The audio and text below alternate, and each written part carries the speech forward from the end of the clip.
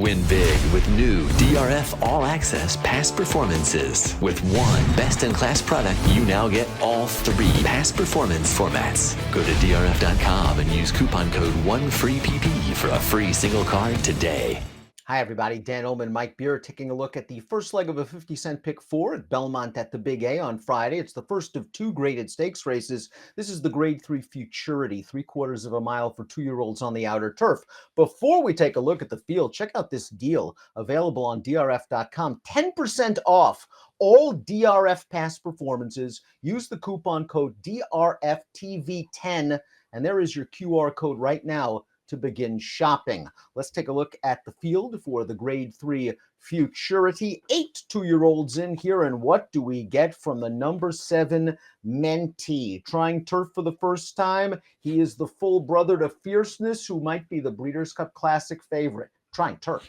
It seems like a vote of no confidence in some ways, Dan, that this is the spot that Pletcher finds for him after they tried the hopeful last time. Didn't work out for him in there. Does have a ton of speed, though. And let's throw up the Timeform US pace projector, because these 2-year-olds, many of them are very fast. Timeform US believes this pace will be fast. The 4 In the Chase will also be making his turf debut. The New York bred has been on the lead in his 2 starts on dirt. Epitaph was a gate-to-wire winner at Saratoga on the turf for Gary Contessa, and of course Mentee. This pace could get hot.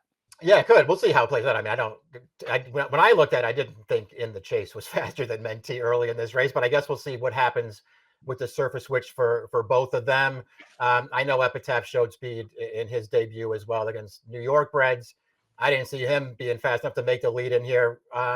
What about Under Whose Radar, Dan? I mean, that horse has already run on turf. He's also already run on dirt, and he's run well on both of them, and he's really fast. He's shown a lot of speed, especially last time out of Kentucky Downs. Big early speed. It'll be very interesting to see what Kendrick Carmouche, who could be an aggressive rider, decides to do with Under Whose Radar. If the pace is hot, the 6 Otter here has the fastest Timeform US late pace rating. Mentee is trained by Todd Pletcher, who also conditions the 1 Gate to Wire, who won his career debut in this race, going 5.5 furlongs on the turf at Saratoga. Gate to Wire was bet like he was going to win, and I thought gave a very professional performance. Yeah, he was. That's a good way to put it. He was very professional. Didn't make the lead in this race. He got out of the gate fine. He didn't make the lead in here, but he was very comfortable just sort of sitting on the outside. And I really like the way he finishes this race off. He's got a good amount of reach to him, this horse.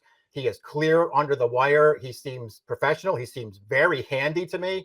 So I don't think breaking from the rail with a ton of speed to his outside necessarily has to work against him. I think he's pretty interesting here. I'm using this horse. While Gate to Wire was a favored debut winner, the number 2 Epitaph returned about $26 in his debut. Let's watch that race at Saratoga, also at 5.5 furlongs. Now, this guy showed big speed from the start, and he went pretty quick. Sub 22 opening quarter mile. Speed popped him turning into the stretch and hold sway. It was a good effort against New York breds. Now he's going to face a lot tougher, but he looks like he's got some ability. He's going to face a lot tougher, and he's going to face a lot more pace pressure early in this race, too. I mean, he was up with the pace early. Then he just sort of took that race over into the far turn, Dan, opened it sort of an insurmountable lead there, and he made it stand up down to the wire. This is obviously a much tougher spot. Chasing Liberty and Under Whose Radar, they come out of the same race, the juvenile sprint at Kentucky Downs. Chasing Liberty was a debut winner at Ellis Park in nice fashion. Let's watch the stretch one. It's a rough one. Under Whose Radar went right to the lead, but he's going to get a little bit tired, and he's still a little bit green. He's going to drift out right into the path of Chasing Liberty, who has to take up, and it cost Chasing Liberty all chance. Yeah, he did. He had to steady there with Under Whose Radar coming out there. The left-handed whip, they wouldn't stop using it, and he just kept coming out there. And it really cost him at the end. That being said, listen, maybe Chasing Liberty was going to win anyway, Dan, and they wound up promoting him to first, but he ran really well in there because this horse had to back off from between horses on the backstretch. He lost some position. He was very wide around the turn in that race, and he kept coming through the stretch. I thought he ran really well in there, and I also really liked his debut.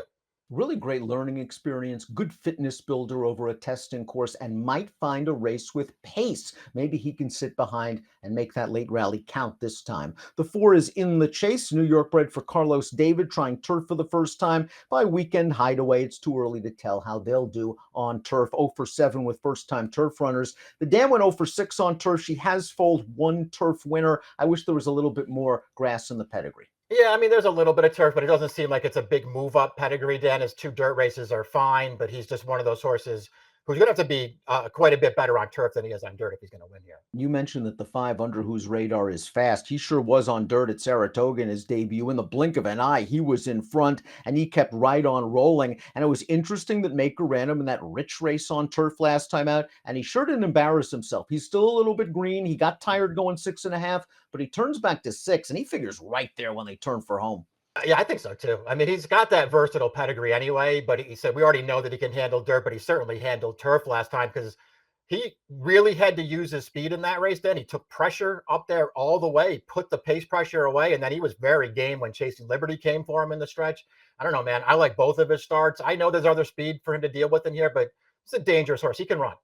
The 6 I'm out of here, I thought ran pretty well against Chasing Liberty when they both made their career debuts at Ellis Sprinting. I really like the way this horse won his second lifetime start. Now, he was going a mile. He showed more speed that day, and I'm not sure what he beat. But last time out at Kentucky Downs, that was a race where I thought he fit very, very well, and he just went way too fast on the lead. Got hooked up in a duel. They went the second quarter mile in 22 seconds flat, and that ended I'm out of here's chances. Maybe he can sit back, cutting back in distance. It feels like it's hard to turn back on turf, Dan, but it feels like it could really work for this horse because this field might just run away from him a little bit, and that could really help his chances. When his career debut sprinting, I thought was fine. It looked like a race that maybe he needed a little bit more than Chasing Liberty needed it, and I thought he ran really well at the end of that race. And like you, I thought his second start was a real move in the right direction. Menti is the number 7. A lot of eyes are going to be on him, of course, because he's Fierceness's brother. He was a very quick debut winner, going 5/8 at Belmont at the Big A on dirt over the spring. He made the lead. He just held on in the shadow of the wire. There were supposedly all sorts of physical issues with him after that race. They ran him in the hopeful anyway. Brief speed, tired. He's by City of Light, 12% winners with first-time turf runners. There's some turf in this pedigree. I think he'll handle it pretty well. It's interesting that with these bloodlines, they're immediately going to grass. Yeah, not sure that I love that about him, but we'll see how it all plays out. I didn't, bother to really try to check out that turf work. Prusser did breeze him on the grass. Yeah, I don't know, man. He's not my kind of horse, and it's not like he's going to be some kind of really good price in here switching over to the turf. So I just wasn't that interested in him because I don't necessarily think this is a positive move. Joey Muscles did not run well at all last time out at Monmouth. They tried 2 turns in the sapling. His prior start he earned a stakes placing on dirt at Gulfstream Park. This will be his turf debut. I do not like the Kozans on turf.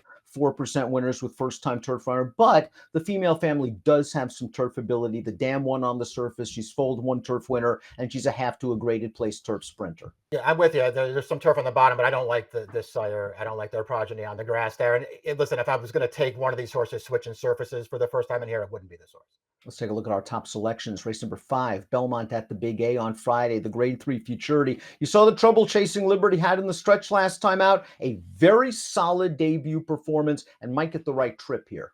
Yeah, all those things are the things that I saw, Dan. I just like both of his races anyway. It's a good spot for this horse. I expect him to run well in here for Rob Atras, whose turf horse has really been going great guns all year long. So I'm going to take him on top. I got your horse second. I want to use that Pletcher horse down on the rail gate to wire. I think Amada here is going to offer a good price because his connections are more lower profile up in New York than some of the others. I liked his races, first and second out, and I just thought that race did not work out for him last time out when he was very aggressively ridden. As Mike mentioned, though, it's so tough to win turning back on turf, so he's going to have to get into this race a little bit early on the turn. Maybe they come back to him. 6-2-1-3 for me, 3-6-1-5 for Mike. It's the Grade 3 Futurity, one of 2 graded stakes races at Belmont at the Big A on Friday. Good luck. Hey buddy, you look like you're in need of a winner, and just remember, if you like and subscribe right over here, you can get all of the great content on DRF.com, including Race of the Day, stakes previews, and lots more, featuring me and my superb selections. Trust me, you're not going to regret it.